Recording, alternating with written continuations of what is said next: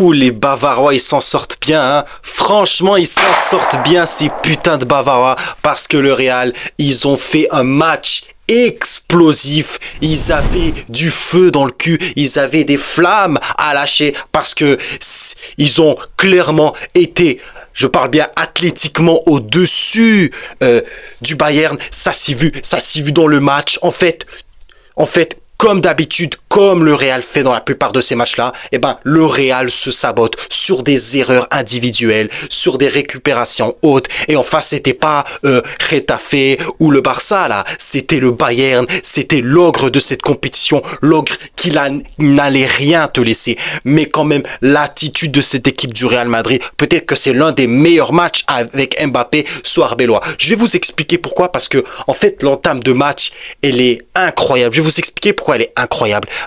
Tu arrives à étouffer cette équipe du Bayern qui sort dans le pressing, qui va empêcher le gardien de faire une relance propre. Donc il va devoir essayer de jouer sur ses latéraux. Et ben sinon il va devoir directement dégager en profondeur. Mais tu as vu que avec des décrochages de Mbappé, de Vinicius qui faisait des efforts, bah tu vois que le côté un peu, quand tu vois que ce collectif, en fin de compte, même si tu as des individualités, que ce collectif, eh ben, il peut te hisser vers le haut, il peut te créer des opportunités. Et mais là, je me dis, j'ai le cœur qui bat à 100 000 à l'heure.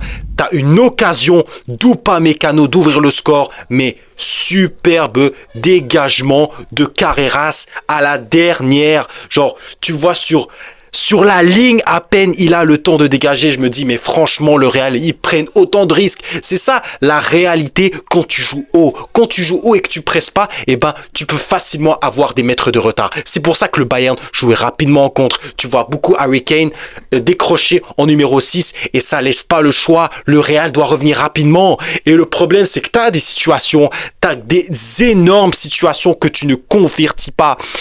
En fait, tu as 18 minutes de haute domination, ils asphyxient complètement le Bayern. Et le Bayern, sur des contres rapides, mais c'est pas le Bayern qui fait peur dans l'ensemble. En fait, où ils ont d'énormes occasions, parce que les meilleures occasions, ils viennent du côté du Real. T'as des frappes de Vinicius, t'as Mbappé, bien lancé en profondeur, qui arrive à combiner. En fait, ce Real-là qui arrive à avoir du jeu intérieur, parce que non seulement la titularisation de Valverde, eh ben, elle a une importance capitale parce qu'il t'amène, il apporte ce surnombre-là de par ses appels, mais Valverde, on l'a pas réellement vu en première période, c'est là en deuxième période où il s'est vraiment distingué. Mais vraiment, le match du Real en première période, ils peuvent vraiment avoir des regrets pour moi. Ils peuvent vraiment avoir des regrets avant ce match retour, parce que quand même, l'Allianz Arena, c'est dur, mais vous savez que c'est le Real, c'est le Real Madrid, ils sont invaincus à l'Allianz Arena. En fait, pour moi, c'est la seule équipe qui reste encore dans le match, même s'ils ont perdu. C'est juste que, en fait, tes limites défensives et tes occasions que tu rates, c'est ça, tu as quand même un bloc du Bayern très très haut, comme je l'ai dit dans la vidéo précédente, qui pas seulement t'asphyxier dans le pressing, mais dans les sorties de balles, tu as beaucoup de permutations, tu as du décrochage rapidement, parce que si tu n'arrives pas à trouver Olysée sur le côté droit, eh ben tu vas facilement trouver un relais sur Luis Diaz, et Luis Diaz, il peut combiner avec Laimer, mais sinon il va rejouer, faire son milieu de terrain sur Kimmich ou sur Laimer. Mais en fait, c'est un plan de jeu très très clair du Bayern, et toi, tout ce que devais faire, bah, c'est les empêcher de monter haut, c'est les empêcher, les asphyxier, les harceler dans un marquage individuel. Mais on a vu le Real capable de jouer rapidement en contre. En fait, cette équipe du Real, elle nous a vraiment, franchement, ils ont produit un match explosif, c'est ça ce que je dis, explosif, athlétiquement. On n'a presque pas vu, peut-être 10 minutes de domination du Bayern, mais encore, je suis désolé, Vinicius Junior, c'est peut-être un des meilleurs joueurs d'Europe, mais dans la finition, ça craint fort. Il a 2-3 face à face sur Neuer, il est même pas capable de le convertir.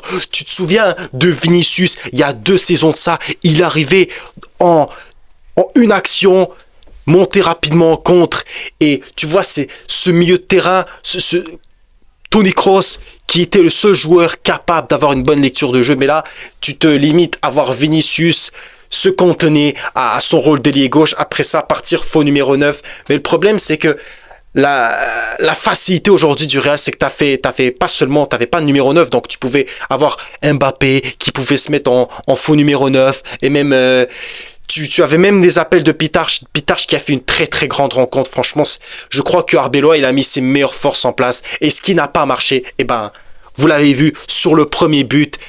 Énorme erreur de Vinicius qui veut jouer en arrière, mais qui voit pas que Olysée, bon c'est peut-être Olysée, je sais pas si c'est de la main, c'est à vous de me dire si il détourne ce ballon de la main, mais après ça tu vois que ce Real, eh ben c'est carrément ils se sont noyés sur cette action, une passe rapide d'Harry Kane qui va trouver une combinaison entre deux joueurs du Bayern, et ensuite Luis Diaz trouvé en profondeur. Il y a eu un retard de Trent Alexander-Arnold, mais tu vois que quand personne vient aider Trent Alexander-Arnold, et ben il est en difficulté dans 1 contre 1, et Luis Diaz, et ben vous connaissez, en fait c'est le même match, c'est la copie conforme contre le PSG, perte de balle de Marquinhos, vous vous souvenez bien, et ben c'est ce qui fait Trent Alexander-Arnold, et c'est préjudiciable, et ça provoque l'ouverture du score du Bayern. En fait, le Real avait fait les 20-25 premières minutes exceptionnelles. Sur une erreur, ils peuvent te tuer. T'as pas besoin de voir